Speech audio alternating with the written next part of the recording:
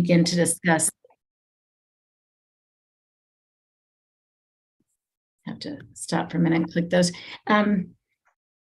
We'll have an opportunity today to begin a discussion that has been organized by the Connecticut Coalition for Healthy Air in Schools around a set of potential or structure for a report and recommendations. It's more of a structure than actual recommendations. And so we'll have an opportunity to talk about that. Representative Leeper and I have had conversations about how to go about coming up with a set of legislative recommendations that we can put forward and doing that by the end of the month. And it seems like an awesome and overwhelming task, but I think we're beginning to get our arms around it. We thought by starting today with this presentation, it would, we appreciate the work that the coalition has done, but it would also give everyone an opportunity to sort of look at something and say, is this a structure that works for you in terms of how we would begin to write our report and recommendations and things that should be there, things that are left out. And I think when we get into the discussion, you'll see there's a lot still that needs to be filled in. So, I'm looking forward to this agenda today and know that, we still have a lot to do before the end of the month, but thank you all for being here. And Rep. Leeper, would you like to add your comments at the beginning of the meeting? Thanks, Senator. I'll be very quick. I'm really excited to hear the recommendations of the coalition and also hear our working group's feedback to them. And I'm really grateful for the coalition investing so much time and effort in compiling these for us. And with no further ado, I will hand it back to you, Senator. Thank you. So just by way of introduction, I do want to say it was helpful to me in looking at the, I'm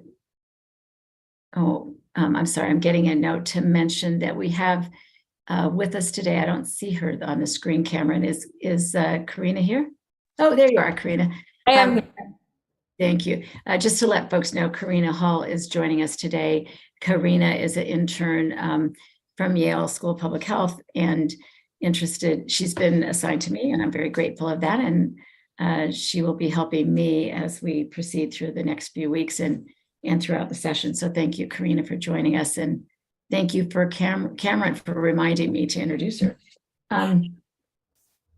So in looking at the report, I just want to sort of set the tone a little bit here, because I really appreciate it, but mostly I appreciated that the forward did a good job of reminding me of the work ahead of us, and it really restates the charge that we have as a working group.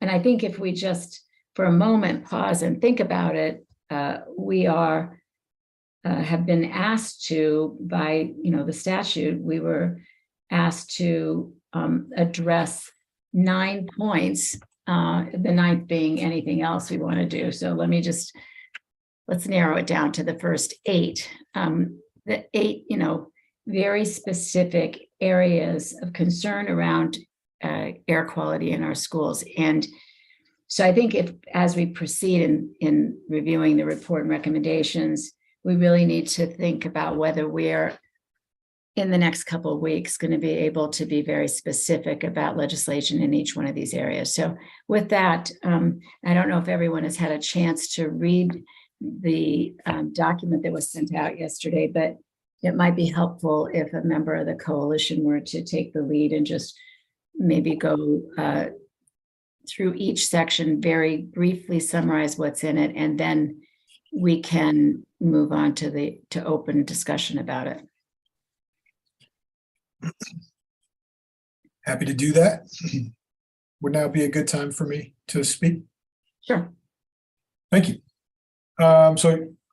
Afternoon, everyone. You all know me, Lou Rosetta Birch, Connecticut Education Association. I want to just first take a quick second to thank the chairs for keeping this process moving. I think I speak for everyone here, just saying, you all have done a phenomenal job of prioritizing this work at times at the expense of other business. We recognize that.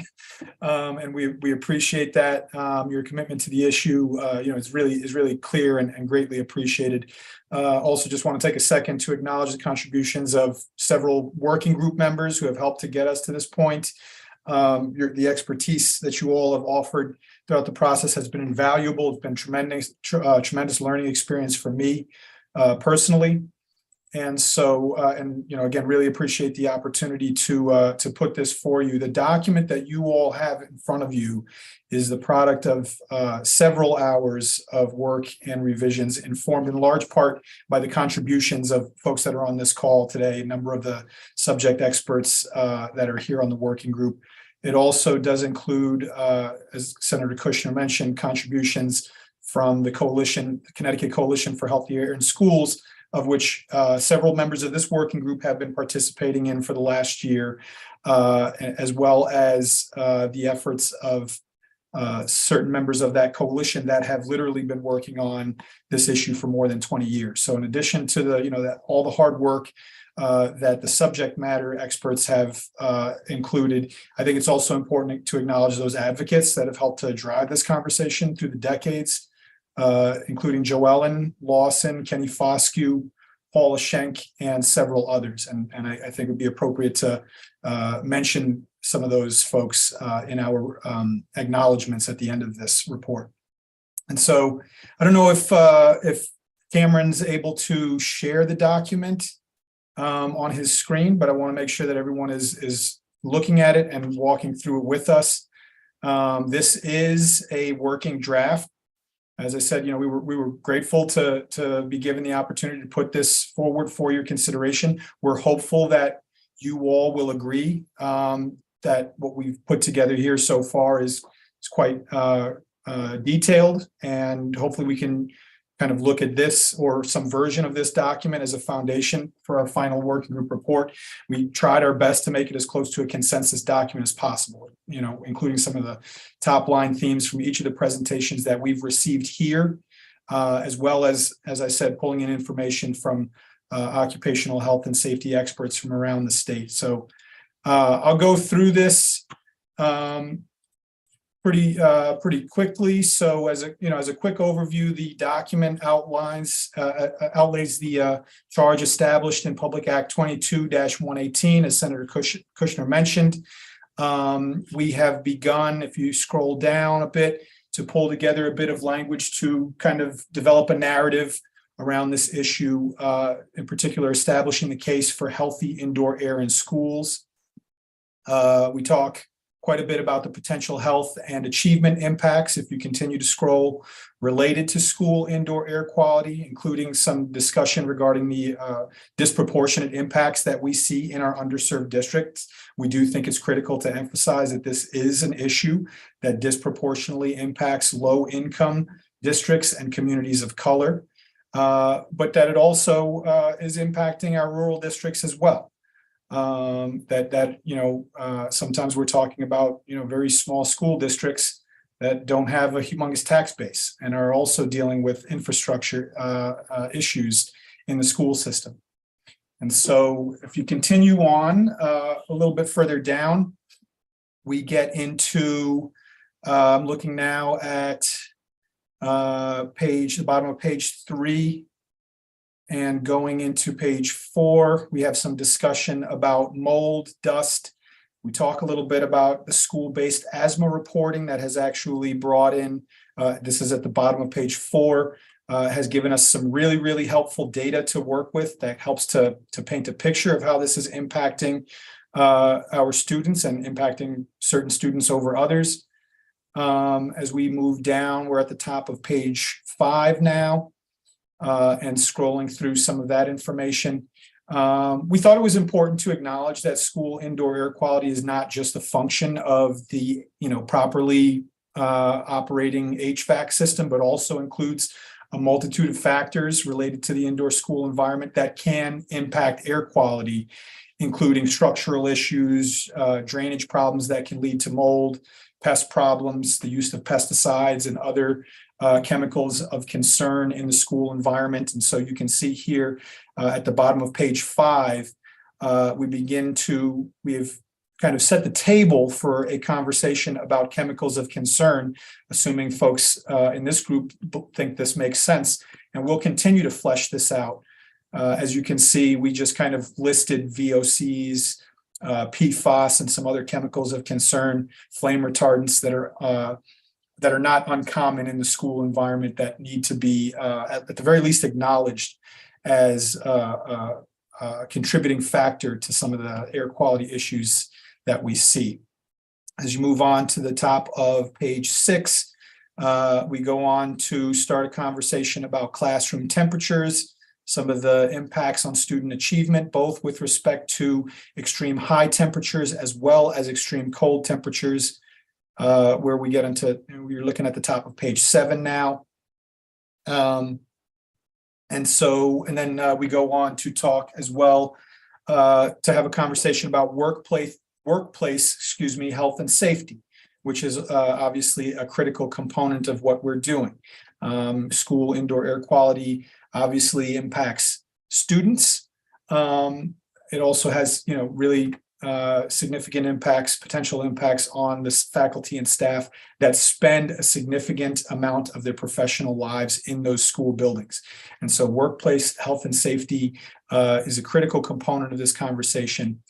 Talked a little bit about sick building syndrome, which can contribute and exacerbate a range of respiratory health issues if left unaddressed.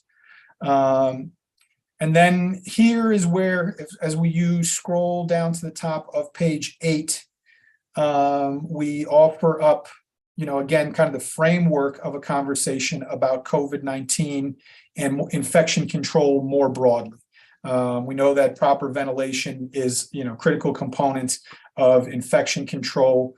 And so this is just so folks understand, you'll start to see that we've kind of bulleted some of these concepts out.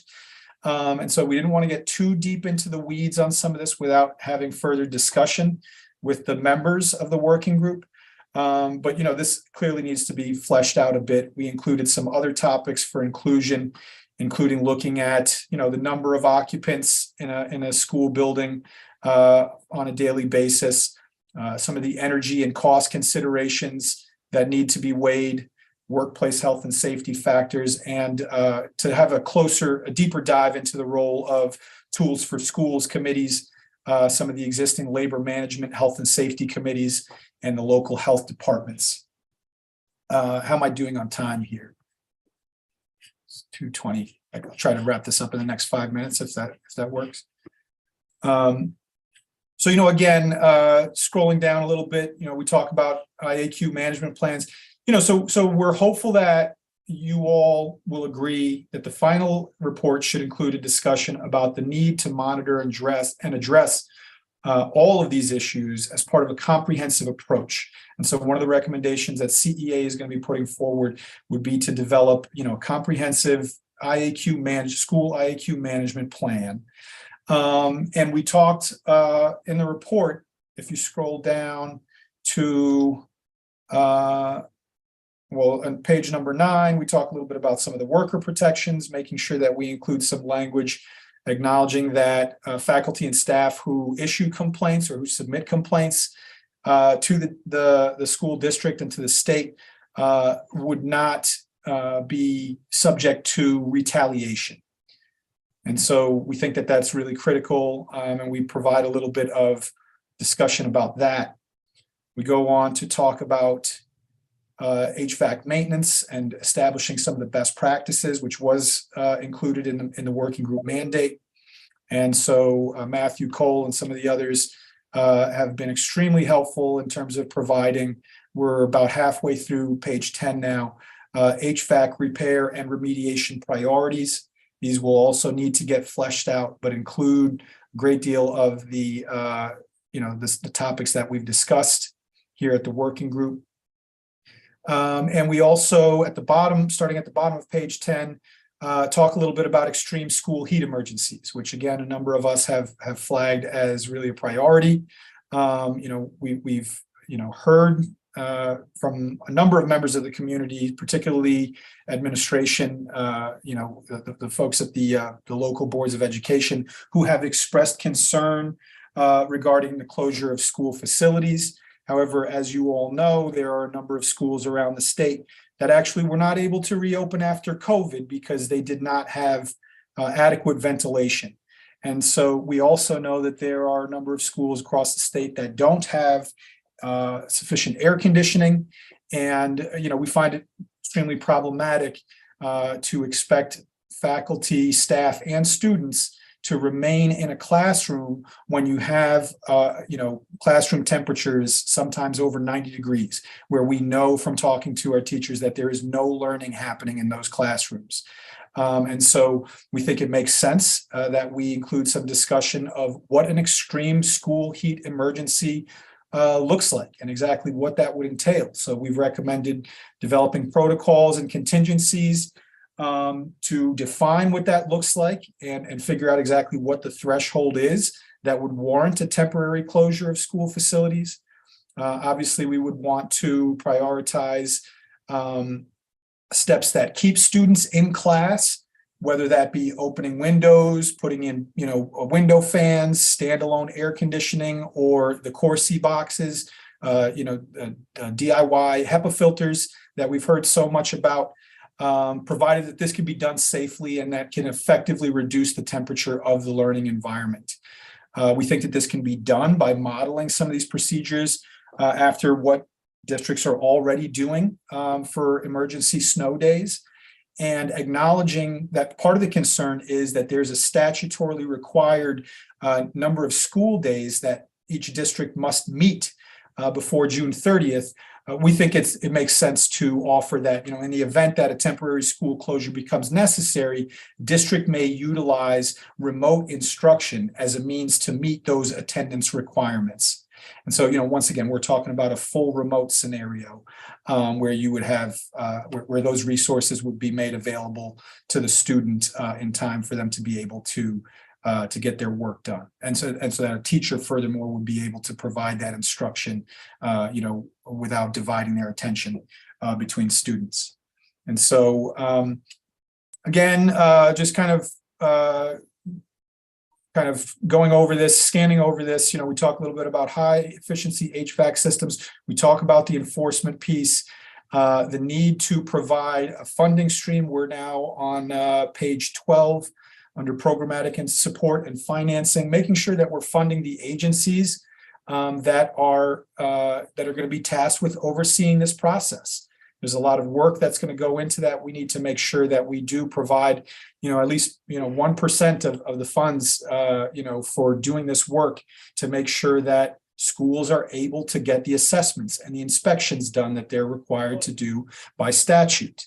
And so, again, a little bit of discussion about who has administrative oversight. We go into page 13. This piece is actually quite detailed, and I have to acknowledge Kenny Foscue and Joellen Lawson for really putting together extremely comprehensive discussion about annual building walkthroughs. And so, we've talked quite a bit about the frequency of routine inspections, and we think that it makes a lot of sense as part of the IAQ management plan. One of the things that we've heard over and over from our experts is that schools should be conducting at a minimum a low-cost school walkthrough with a checklist on an annual basis, so that, and this can be done within available staff and resources, so that we can do spot checks and inspections of the school environment, make sure that new equipment is being maintained and is operating properly, et cetera. And so there's a few pages on this that covers the national perspective as well as the Connecticut perspective, some of the rationale for yearly building walkthroughs, et cetera, and some of the impacts. If you look at page 16, delayed and inconsistent walkthrough inspections can result in poor planning, decreased transparency, increased potential for short and long-term health problems, and a lack of compliance. So scanning ahead, I'm getting now towards the end of it. Page 19, we have a little bit of discussion about existing Connecticut state policies on school indoor air quality. So we detail what the current requirements of school districts are, what the new law helps to put in place, and what's going to be expected moving forward. I'm scanning ahead. I'm on page 21 now. We talk a little bit about existing policy examples that I think are relevant to the conversation that we see in other states, including New Jersey, Indiana, Nevada, and others. And then finally, at the bottom there of page 21, this is where, I'll put a section for findings and for recommendations. And as you all should be able to see at the bottom of page 21 and the top of page 22, all we've done, two things on recommendations is, we listed the items that were explicitly laid out in the Public Act. Those are highlighted for you, starting at the top and then ending with proposals for legislation. And then below that, we added a number of other bullet points that frankly we saw as what we hope are consensus items that, kind of were informed by some of the discussions that we had here at the working group, including some of the agency oversight, data collection, and discussion about funding mechanisms moving forward. Finally, and the last thing I'm going to say is under coalition priorities, this is what we have put forward so far that we think are common sense proposals. Again, several members of the working group that we think are common sense proposals, starting with, once again, number one, that comprehensive IAQ management plan, providing training to individuals who would be involved carrying out various aspects of the management plan, establishing guidelines and standards for new construction and for renovation, establishing those temperature guidelines for public school facilities, requiring school facilities and HVAC systems to comply with the most recent ASHRAE standards to make sure that we're retrofitting school buildings to keep compliance, and also to make sure that the Department of Administrative Service reports the status of those school HVAC systems, on a consistent basis. And so that's kind of an overview. I'm sorry if I went over my allotted time, but that's essentially where we are there.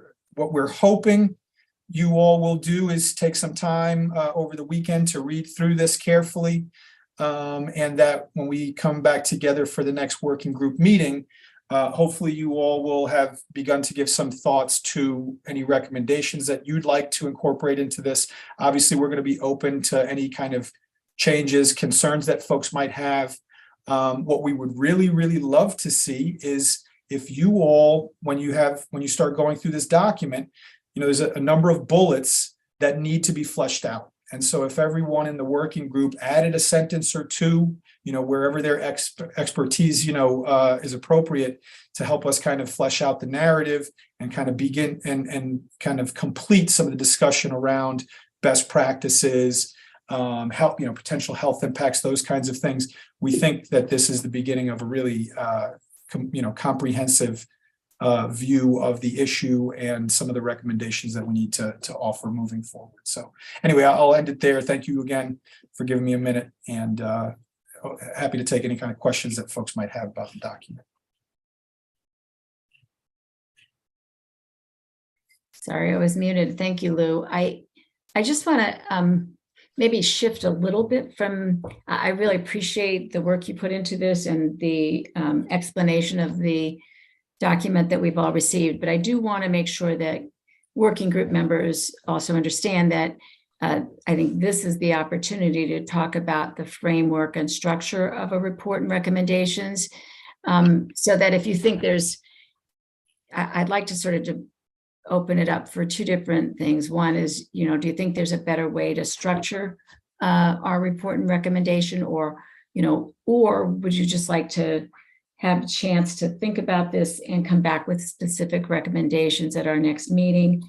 We also have the opportunity for people to, take a different approach or suggest alternatives, and provide Representative Leeper and myself with your feedback, not just here in this meeting, but over the next week. And we'll try and make ourselves available if you want to do that through email, or if you want to do it through a conversation with us. Just want to encourage all the working group members to feel like you have an opportunity to to weigh in on the approach as much, in not just the details and the recommendations, but actually the approach as well.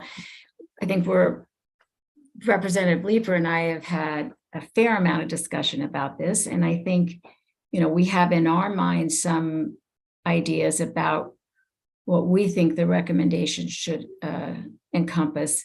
But before we went out there and started talking about them, we really wanted to hear from all of you first. You will note, and we'll get to, it's an item on the agenda, but I think it helps in this conversation to know that we have scheduled 2 more meetings. One for next Friday, when we could, hopefully move closer to a point where people are ready to make specific suggestions on either items for the report, items that have been left out, or items that you think need to be changed based on what we've already heard here, and then specific recommendations as well. And then we would have a second meeting on Tuesday, January 31st, where we would, after incorporating your feedback, we would, actually have a vote on the recommendations. And so that's our effort to meet the deadline of January 31st to have a report for the legislature. For now, I think it would be good to hear from all of you. Representative Leeper, before we start taking comments and questions, do you want to add to that, or because you've been involved in all these discussions? No, I think you've done a perfect job. And I think this is the opportunity where the Senator and I are really looking forward to hearing from everyone else about how to best structure, format, and then obviously the content of the recommendations. So I'll hand it over to the public and just also reiterate another thank you to Lou for sharing all of this work from the coalition. Okay, great. I see Brian Dwyer, you have your hand up. Yeah, Senator Kushner, could you just give us some perspective of where this is going, right? If once the recommendations are drafted and submitted, what would you envision as the outcome from this?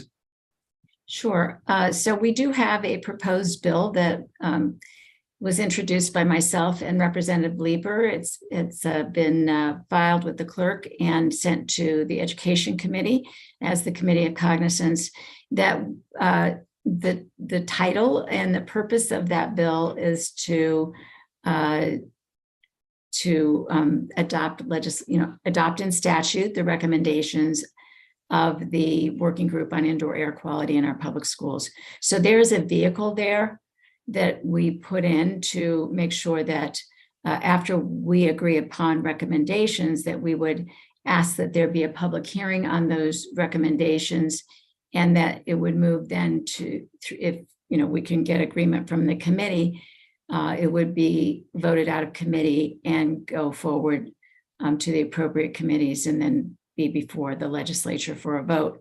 So, that I've been involved in a process like this for other working groups and task force. And oftentimes we find that our recommendations get tweaked or decimated in some cases. But that we understand going into this that all of our recommendations won't necessarily be adopted and become law. I will say that, and I think it's good to give you a heads up.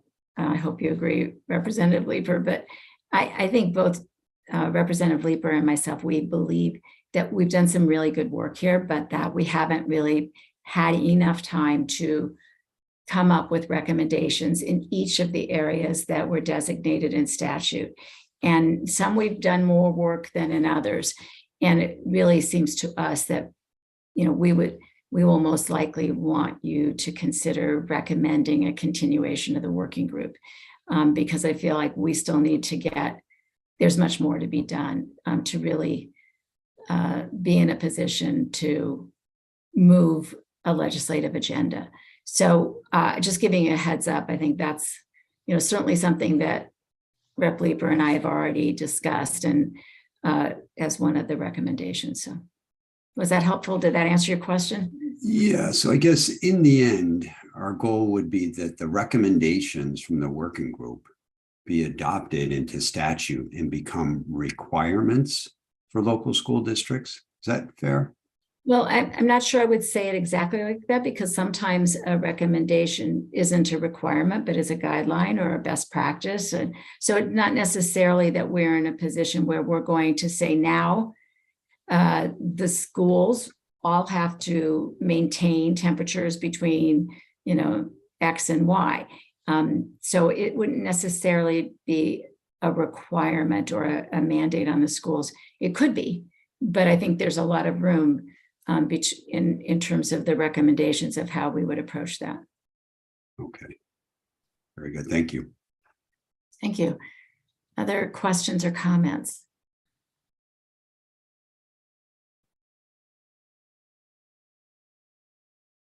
Yes, I would just, on that note, I would just say, we'd be supportive. I think it makes a lot of sense what you're saying, that this working group continue. There's, look, a lot of work that needs to be done here.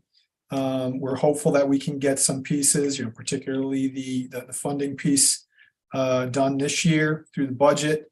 But we would absolutely be supportive of continuing this work. And I'm just going to take a second to just make a pitch to my fellow members, along the lines of what Brian has said. We've tried to, put the draft forward in a way that was like a consensus document, so that each of us could then come forward with our own recommendations. We are going to be recommending some enforcement mechanisms. And I just wanted to take a second to appeal to you all that we hope you'll be supportive of those. Oh, thank you, Lou. I do want to go back. I didn't mean to suggest that everything we put forward would be a guideline, or everything we put forward the only thing we put forward was to continue the work.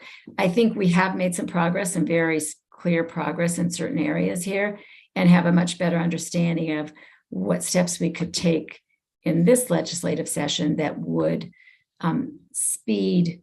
would get us more quickly to the point where we could all say that we have improved the air quality in every public school in the state of Connecticut. That's our goal. But I think there are some specific measures that we can take up through this process and hopefully get through the legislature, including, some of it will need to go to appropriations, because it would mean funding different aspects of the work that we've adopted. So I didn't mean to sound like we weren't going to get anything done this session. We were just going to keep working, because I think there's a lot in here that we could actually move to adopt. Yeah, we didn't take it that way. So just to be All clear, right. thank you. I see Maura's hand. Maura? Oh, I'm sorry, Michelle. You're muted.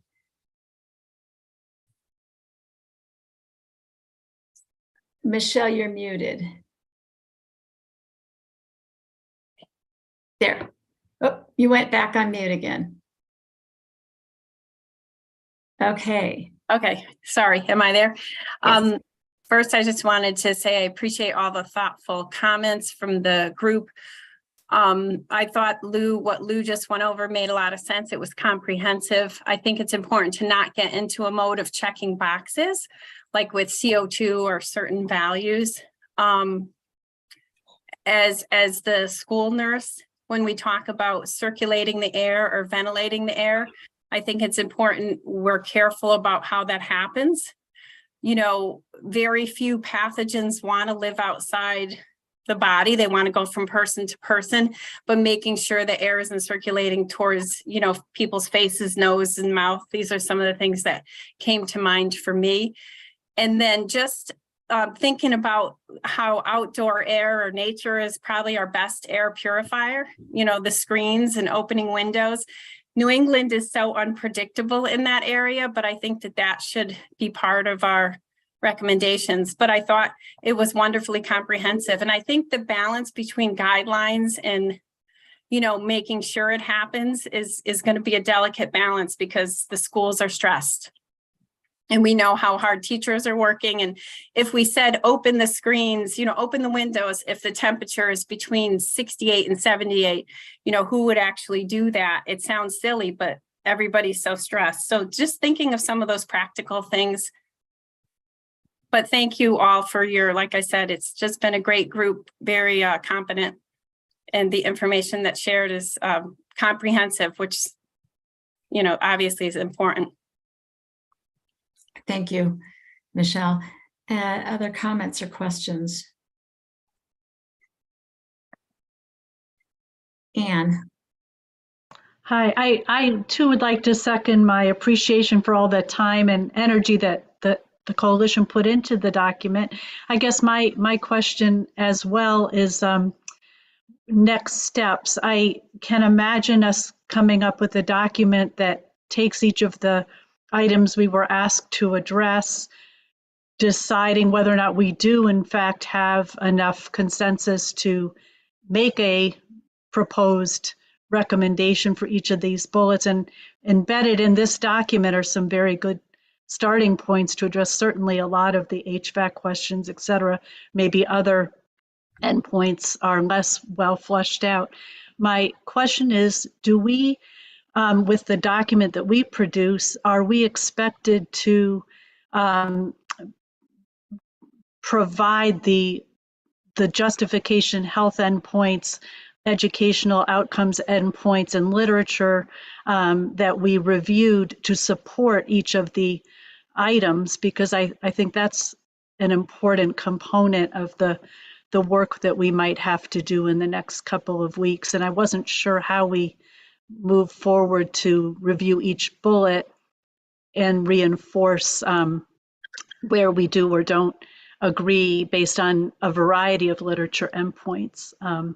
So that's one question. Then I have another very quick update, but Yeah, let's if hold we off could on just that. procedurally how we proceed. Yeah.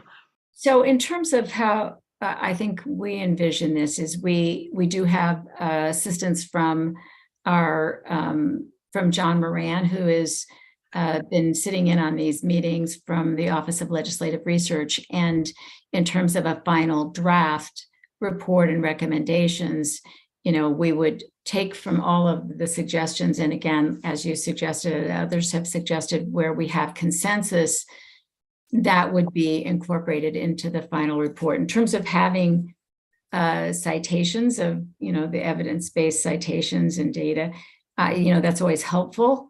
I don't think, especially if you want to come in and dispute something that's in the report and would like to have it removed, for instance, then clearly it's helpful if we have, you know, that sort of evidence-based perspective to come to the right conclusions on it.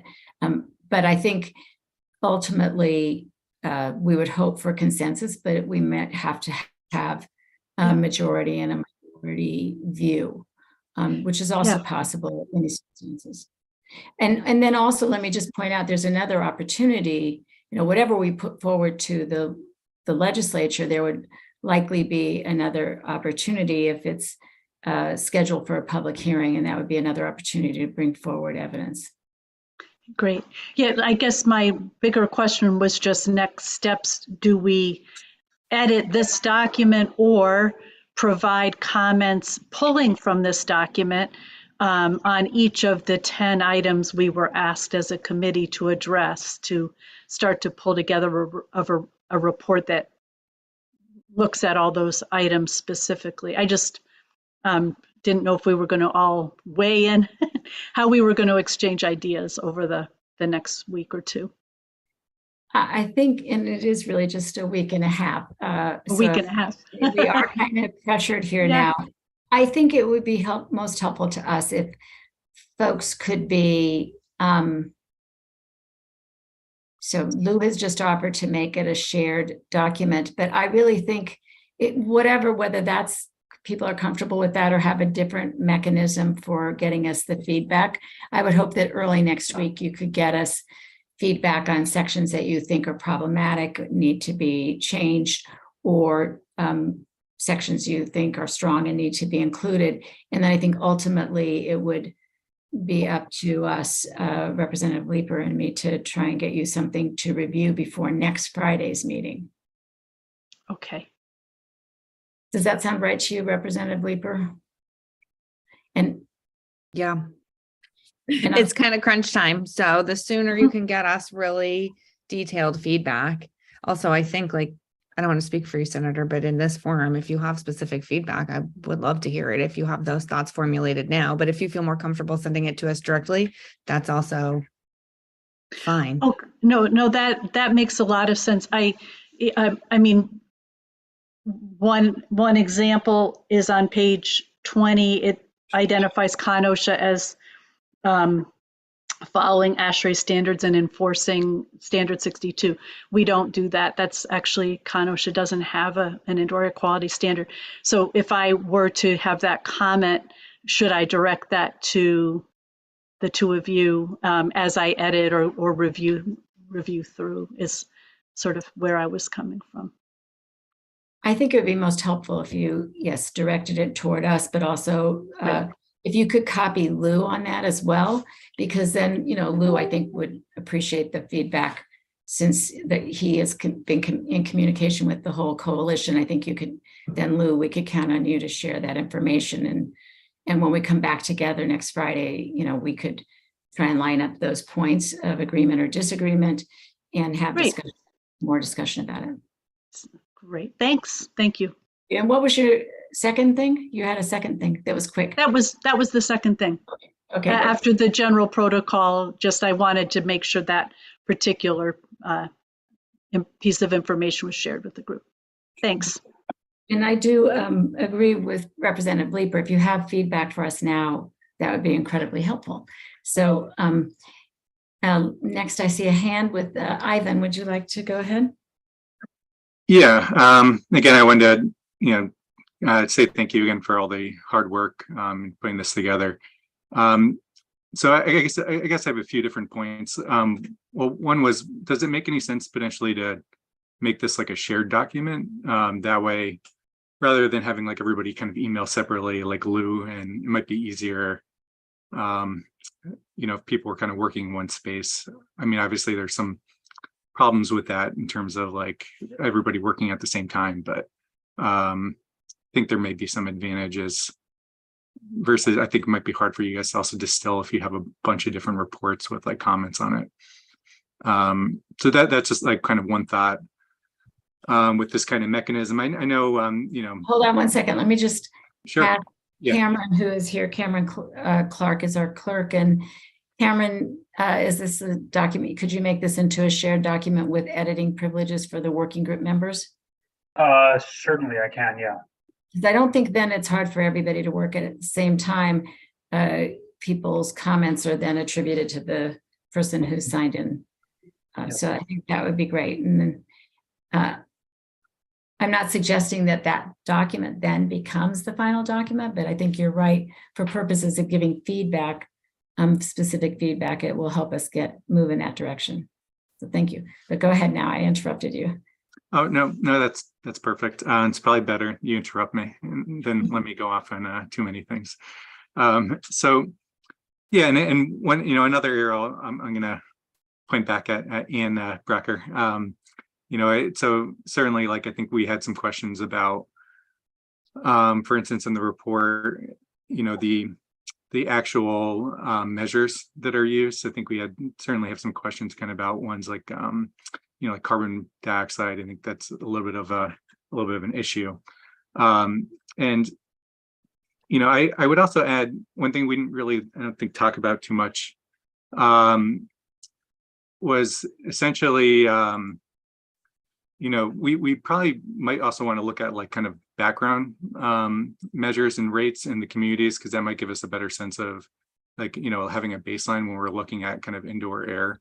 And I think also for kind of assessing, whether, mechanisms like opening windows are good ideas. It's also good to probably take into account a lot of other kind of factors like pollen, ozone, all these kind of things, which can be kind of unique in different areas. So I think there's a lot there, and actually building a lot of what Michelle was describing earlier. I think we also kind of want to think more about, again, just in general, kind of the outdoor strategies. So I think there's especially when we're talking about disease like around COVID and everything, we definitely been trying to like integrate or try to get, schools to do as much as possible outdoors during kind of times where disease is high. Opening windows, kind of depends on kind of what's going on in that area. So that strategy may not work obviously for urban areas with high pollution or, areas that kind of unique kind of problems like high ozone, but it'll probably works better in some areas. And there are also a lot of strategies that I think schools can adopt rather than kind of taking a zero kind of sum approach of like closing. I think a lot of this can be done at a local level. So I would say certainly we should think about schools working with local health because, they can come in and do assessments and work with the schools to kind of find some solutions. There's a lot of things that schools can do that we haven't really gone into, like, even if they don't have good air, ventilation systems, there are kind of other options such as kind of finding like cross ventilation to improve kind of cooling of the schools, taking measures like, moving lunch recess before lunch.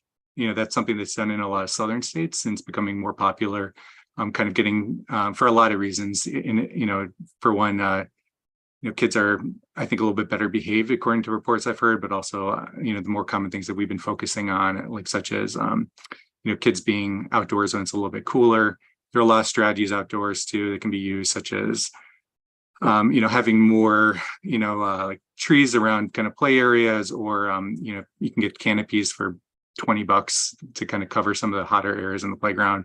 I think there's a lot of things like that we should kind of think about, rather than just only focusing on schools and indoor kind of system. It's kind of both, as we've seen a little bit with like idling kind of laws with like buses and so forth. I just want to make sure we're thinking a lot about kind of the combination of indoor and outdoor air quality is not just indoor. And certainly that's important if we're doing things like opening windows, which is a great way to kind of cheaply get air in. So those are some of the things we want to talk about, I think, and then also just, simply, I think we have to just kind of keep, looking at kind of what other states are doing and, how those things are working. Like I certainly have some concerns about the idea of, closing schools when it's hot in a community where, unless we like know that kids have a better situation at home, where they actually, they may not have air conditioning at home either. So I don't know if that actually is a great idea in a lot of cases. And, we certainly saw some problems during COVID when we closed schools and tried to do kind of the remote work, which I think is extremely difficult for families who have to stay home, for teachers who have to basically manage all these kind of different tasks, and for students, I think also have a hard time kind of managing that. So I think these solutions sound easy up front, but I think we all know that they can be extremely complicated. So that's a lot, but that's all I have to say for now. Thank you, Ivan. Other comments before I have a few more things that I think it would be helpful to share with the group. But I don't want to, but we really do want to hear from you guys. So I don't want to just keep talking. I just want to respond to one thing that Ivan had pointed out. I agree with about 99% of everything you said. Really appreciate your feedback. Regarding the school closure piece, absolutely recognize, the sensitivities involved, not the least of which you've mentioned.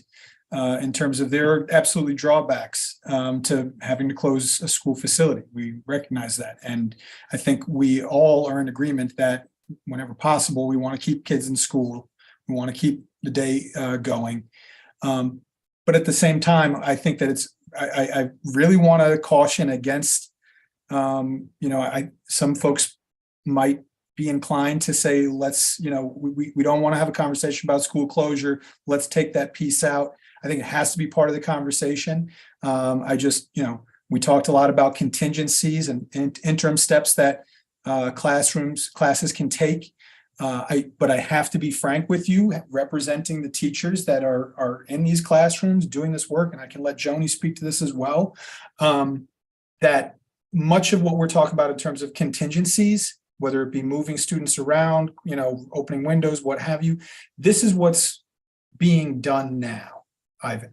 And up until now, these types of measures, while they may have helped to keep students in the classroom, have not helped to drive the conversation on corrective actions for school indoor air quality. And so that's one, when I was saying before that we're going to be asking for enforcement measures, this is one of the things that we're looking at as really, really important, because the same way there are drawbacks to closing the schools and sending students home, there's also the same way that there's a legal, statutory responsibility to have X number of school days. There's also a statutory requirement that school districts provide a work environment that's safe for their faculty and staff to work in. And so we can't at the same time say, acknowledge the fact that there are sick building impacts and potential long-term impacts on students and teachers' health, and say, but we should be keeping kids in school regardless. I think, we need to have an honest conversation about at what time it's appropriate to close part or all of a building. We're talking about temporary school closure.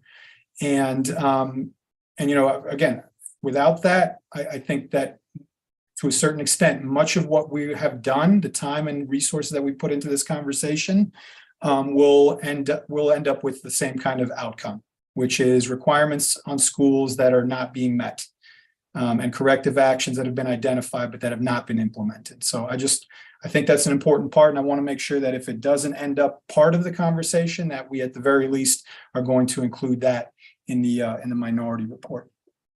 Thank you. And just bring up the, Hold on a second, you guys.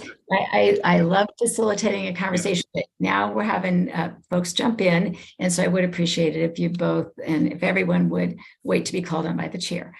That's typically how we operate. Because I do want to make sure everyone has, a lot has been just said in the last few minutes, and I want to make sure everyone has an opportunity to weigh in on this. So go ahead, Ivan, and then if I see any other hands, I'll call on. I'll be extremely quick. I was just going to say, and that's part of the reason why I was also bringing up the local help aspect, because I think that I get a little bit worried about the kind of idea of having like one set rule and kind of enforcing everybody's kind of hands when there may be some other kind of things that can be worked around. And even things like closing, like maybe close a gym that maybe had other kind of like uses or something like that. It might be too hot for kids to be like running around, but maybe there's other things that could be kind of done with that space. I think I just want to make sure we don't kind of force the hand if there is options. I think that, again, I think local public health is a really great resource that I think we have to remember that's there, and they're certainly able to kind of assist in making that decision, because it's not a decision we want to make lightly, as you said. That's all. Yeah, thanks. Thank you, Ivan. Next I see Joni. Lou, thanks for the report, and everybody from the coalition. I know that was a lot of work putting that report together, so thank you for that. I also did want to just kind of second what Lou was saying. There's, being in the situation, you talk about extreme temperatures, they're extreme beyond belief. And there's just a lot of other things to consider, like, so a lot of the older schools are brick buildings, which tend to, the bricks kind of absorb the heat more. And you have kids that are literally, you're sitting still and sweating and leaving sweat-soaked chairs that in, a high school or middle school, you have kids transitioning, and now there's another kid sitting in that chair and another kid, and there's a whole range of issues, and it's, kids passing out. The other thing is there are lasting effects. You get home when you're in that situation. It's not even like when you get home, you feel better and you're good to go. It is physically draining on your body that carries through for the remainder of the day. My suggestion, I don't know if it's possible, but a thought is it possible, instead of, if we did have to close schools, possibly offering for districts to have, a cooling center where even if you're offering for teachers to maybe not necessarily volunteer, but take an extra pay job to monitor those centers for those kids that don't have air conditioning and don't have cooling at home to maybe come together. We have a bus or two that districts could provide to pick those kids up. But the buses is another thing with the heat that, you know, some people don't consider. When you're going home, that's like 3 o'clock is the hottest time of the day. And some kids are on the bus for an hour and a half with those little tiny windows that open. So maybe districts could send a bus or two for kids, then have a cooling center where kids could go and do their work if they needed to. Even maybe possibly for special education students where, you know, they need the actual physical therapy or whatever they may need, having an option for those students that we know the distance learning really, really does affect. Thank you, Joni. I don't see any other hands, but I will say that what is absolutely clear is there are no easy answers to these issues. And I understand the passion that we heard from Lou earlier, and I think Joni, you were very controlled, but when you described the sweaty chairs, it was pretty effective, I'll say.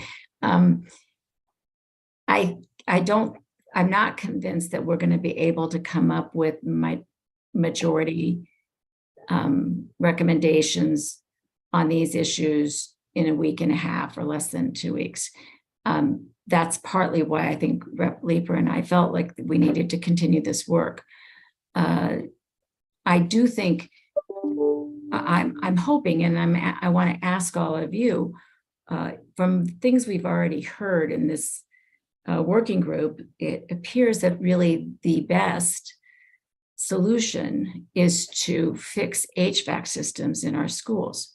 That ultimately, if we have properly working modern HVAC systems, that we can control temperature, you know, and humidity effectively, that would allow, you know, that would resolve almost all of the problems that have been described in, you know, the way classrooms get too hot or too cold or too much mold. And ultimately, that's where I think there's consensus we need to be as a state.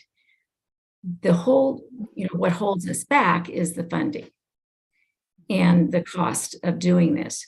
So I think that it is important that we identify within the report and the recommendations that the end goal would be to have, you know, to improve air quality in our schools through having properly installed and maintained, you know, effective HVAC systems. I think that's sort of the bottom line.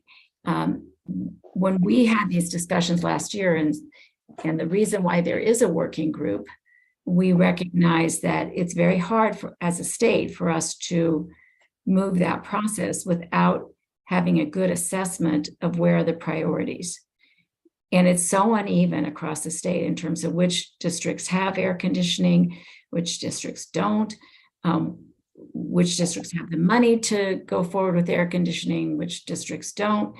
And so I want to remind us that one of the statutory requirements that we put in place last year was to have this uniform assessment by HVAC, by tech, you know, like certified technicians, so that we could begin to develop the prioritization of allocation of funds for HVAC. And so I think that's still got to be a key focus, because when we get into the discussion of how do we solve the problems without good HVAC, it's very difficult to solve. You know, there's every single solution has, you know, there's a result from that solution that might not be so good. And so I appreciate the discussion, but I think that this group really needs to focus on how do we get to a place where we have good HVAC systems in all our schools. And so, you know, I think that, I know with Rep. Leeper and I, we've been talking about a couple of ideas, and Rep. Leeper, I think it makes sense to share those. Do you agree? Sure. Yeah, I think so. It might help also contextualize some of the variety of things we're looking at. Great. So we did talk about focusing on the assessments, really, again, coming up with recommendations that would hopefully get those assessments done. we thought we were going to be in good shape because we tied it to you had to get your assessment in order to get school construction funds from the state. Then we realized that's not good enough because there are a lot of districts that might not be putting in for school construction funds before January 1, 2024. And so I think we need to revisit that schedule and look at what is a realistic deadline for those assessment reports and maybe make a recommendation on that, as well as consider, I think in one of our previous conversations, there was an idea put out about rolling deadlines so that not, it was pointed out to us that we don't have enough technicians in the state to do this work if every school in the state was assessed at the same time, and look at how do we set a rolling set of deadlines. Would that be through empowering OPM to grant a waiver of the deadline, a deadline extension for a school if we didn't have it, under certain circumstances, for instance, if we didn't have enough technicians available to complete the work. So going back and revisiting the schedule of the assessment itself would be one thing. Secondly, we have thought a lot about DAS, and I'm sorry that Noel isn't here, but we certainly want to share with him. And I know Representative Leeper and I are going to try and meet with him next week. But we really do think that DAS would need personnel, at least one person that would deal with all of these assessments and pull them together and do both so that we are actually tracking who has fulfilled their obligation under the statute and who is still outstanding, and that person would also be in a position to do some analysis and report back to either this group if it's continued or the appropriate committee of cognizance. And so that's a second thought that we had, is that we really need to make sure that we're putting both teeth into getting it done, but also making sure that the state has the ability to actually review this whole process and make sure that people are living up to their obligations. We do believe that there should be, that there are some things we could do right now. For instance, if we looked at temperature standards and humidity standards more as guidelines, that we could at least provide those in through these recommendations as guidelines now. And that in some communities that might be helpful if the teachers knew what the guidelines were, if the parents knew what the guidelines were. It does put some pressure on the municipalities and the school districts to then, everybody knows that we're not really having the best practices. And I think people kind of know that in their guts because of the sweaty chair problem, because of, I'm going to go back to that a lot, Joni, because it was very graphic. But people know these things are happening. I know, and, Representative Leeper and I've talked about, mold issues that parents and teachers come up, that become very controversial at times, but having a guideline, a best practice that people could be aware of might help the conversation move forward as well. I think that we need to look at funding streams. And the hardest part about that is we still haven't got a handle on what it would cost to get to the point of every school having good HVAC systems. I know that in the past, DAS has raised this as an issue. That's part of why we have this grant program right now, the $150 million. We won't know the results of that until March, according to what Noel reported at our last meeting.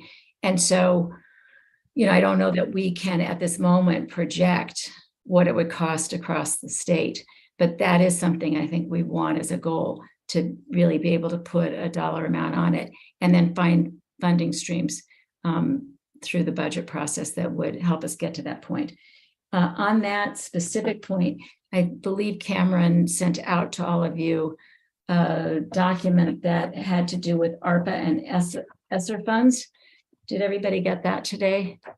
And I do think we need to have a better handle on, part of the money that we got for the grant program last year was ARPA funds, 75 million. The other 75 million was out of bonding. But I do think we need to have a sense of how much is left in terms of ESSA or ARPA funds, and how much of that could maybe be used for a second grant program for the next tranche of schools that want to take this on.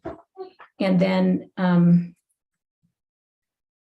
I think ultimately we want to look at and think about, right now, it's our understanding that HVAC projects, that a standalone HVAC process doesn't fall under school construction funds, the formulas that we have now for school construction funds. And I think we want to also think about whether or not it should be part of our recommendations that there be access to funding from the state for standalone HVAC construction or retrofitting. And I'm not sure we can come up with that as a recommendation in the next week and a half, but that might be one of the things we would want to continue discussing as a continuation of the working group.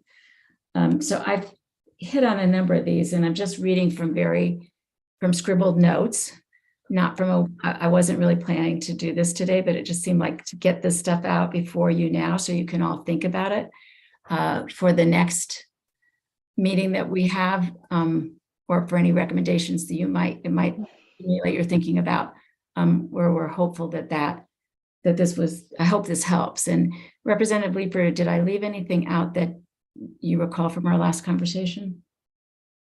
No, I think you touched on everything. Thank you. Okay, Mr. Dwyer, Brian. Senator Why Kushner. did I call you Mr.? Because everybody else I've been calling by their first name. I apologize. No, Brian. please, it's Brian. Yeah, so I think it's really a great summary. The one comment I would add is that on your item number 3 about temperature and humidity standards, that we use this as an opportunity to broaden what are indoor air quality measurements. And while we all know and understand temperature and humidity as two of the obvious, I think we should use this as a launch point to begin to educate the community and fellow legislators as to what else is considered or should be considered when we're measuring indoor air quality. CO2 is probably the next most important to ensure that there's proper ventilation. Particulate matter, so that we know that there's not dust and virus particles in the air. Volatile organic compounds. So I think that those we shouldn't miss the opportunity to begin to educate and look forward to additional standards that should eventually be established. That's great. That's really helpful. And this is exactly the kind of feedback we want. And what would be really helpful to all of us is that, again, you don't have to, I believe when you get that shared document, there may be, you may not see a place to insert comments like that, but you can insert them at the end or at the beginning of the document. But I think using that shared document will give us the opportunity then to try and pull it all into one cohesive report and recommendations. Thank you. Anne.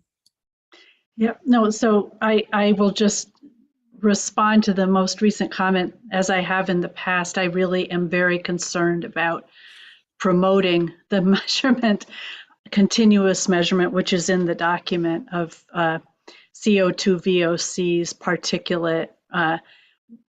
The numbers that we would compare those to are very complex and difficult to interpret if they exist at all.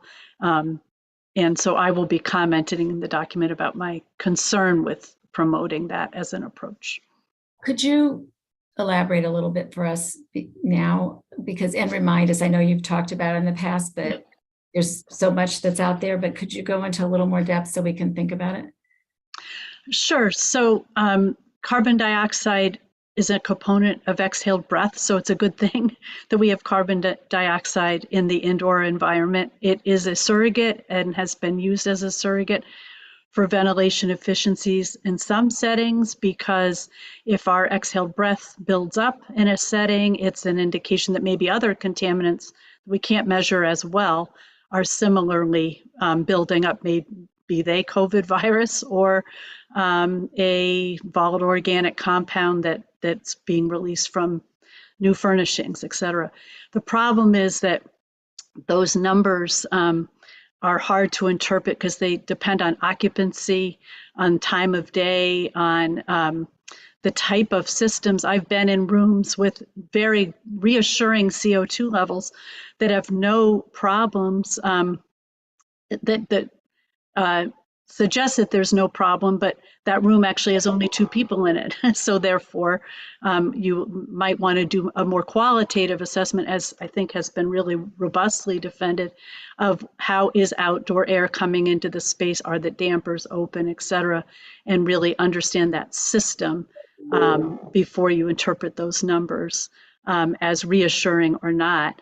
And ASHRAE has very publicly said they never intended that their documents that we keep referencing be used with CO2 as a measurement.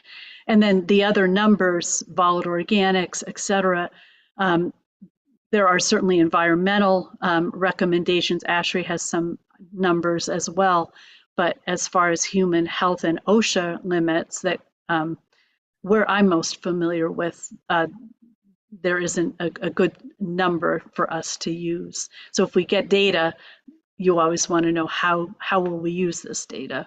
I would prefer to say, let's promote things like the reduction of hazardous materials in settings like the green cleaning standard promoted, and that approach versus measuring those numbers actively. Thank you. It's a lot to take in, especially for people who aren't well versed in the science of this, which is why we wanted you here in the first place. I do see a hand from our clerk, Cameron. I just wanted to mention to everyone, because I sensed in the chat, but I know not everyone can see that. I have shared the Google shared document. I believe I got everyone who is a member of the working group. If you didn't receive it, just give me a private chat message now with your email so I can add you to the list. Thank you. Thanks so much. It's a challenge to figure out how we're going to bring this all together in the next 10 days, but we will definitely do our best, and we appreciate everybody that has participated today. Unfortunately, there are a number of people that had to leave early or who were not here, so we'll have to figure out how we make sure that they are notified. I think if it would be helpful if you all have contacts with some of the people that were not here today, can you please let us know that you'll be contacting them and informing them about the substance of our discussion today and the other deadlines that we've set for ourselves. And we'll try and get our notes,